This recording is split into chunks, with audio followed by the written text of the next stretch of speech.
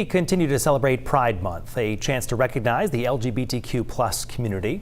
Believe it or not, that community has some rich history here in Maine, including in rural parts of the state. News Center Maine's Zach Blanchard joins us this Thursday with the latest in this series. Zach. Brian, when we talk about the LGBTQ history, most people think of major cities like New York, Boston, maybe even Portland. But a surprising part of Maine's gay history is rooted in the county. For many, music is an escape. Dick Harrison found his in Maine. Well, I didn't come out till I was 27. I was living in Boston, and then I moved to Van Buren.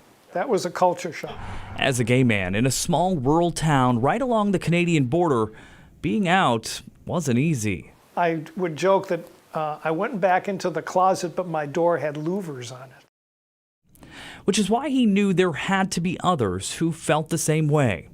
He decided to form what's believed to be the state's first LGBTQ+ organization, Northern Lambda Nord, in 1980. But they needed a way to connect. So they raised the money to launch Maine's only gay lesbian phone line. It was important for people living there at the time who just felt isolated. And if they found out that the group was around, they could go to a meeting, they can call the phone line, they could get support. The original answering machine for that line is now a piece of history in the state's largest LGBTQ+ collection at the University of Southern Maine. So they raised the money both to have a phone line and to create an answering machine to allow people to connect, to get in touch with them, to ask them questions, to just have somebody else to talk to. Just years after it started, it was no longer just a hotline for emotional support. It was a lifeline. And it then became the AIDS hotline for the state. This wasn't a group in Portland who was setting up the AIDS hotline for the state. It was this social group up in Caribou, up in northern Maine. And I think that's a remarkable fact. AIDS started to take hold of the gay community across the country. And yes, in rural Maine. One of the first deaths in Maine was a man from Caribou. Scary at first because you didn't know what was going on. A fear David Simpson knows all too well. Hundreds. I've known hundreds of people that have died. Some of whom he cared for in their final days at Franny Peabody in Portland, a hospice house founded by 80-year-old Frances Peabody, who lost her grandson to the virus. A lot of people didn't have family. It gave them a place to come and pass. Little did he know, he too would become a patient. Yeah, I was afraid because back then you were going to die. Back then it was a death sentence. But David survived and is now living with HIV undetectable.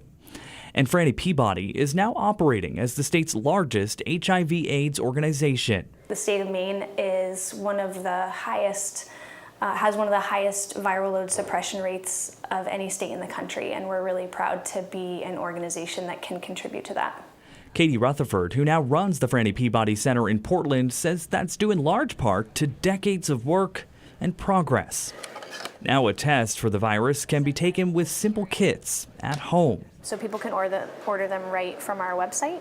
And the organization's no longer focused on hospice and instead provides things like housing support, access to care, and mental health resources. And because of that access, people are living healthy with HIV. They have undetectable viral loads, so they cannot transmit the virus. That's really the goal. As for Dick Harrison, there's no longer a need for an escape to live authentically.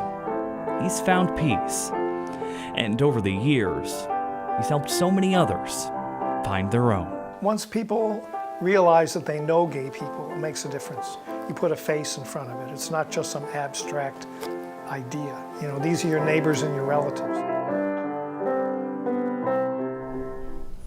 Now, there are still about 1,700 people living with HIV in Maine, according to the CDC. And while there isn't a cure, there is treatment and support. Brian. Some important stories this month. Our appreciation to you, Zach. Thanks.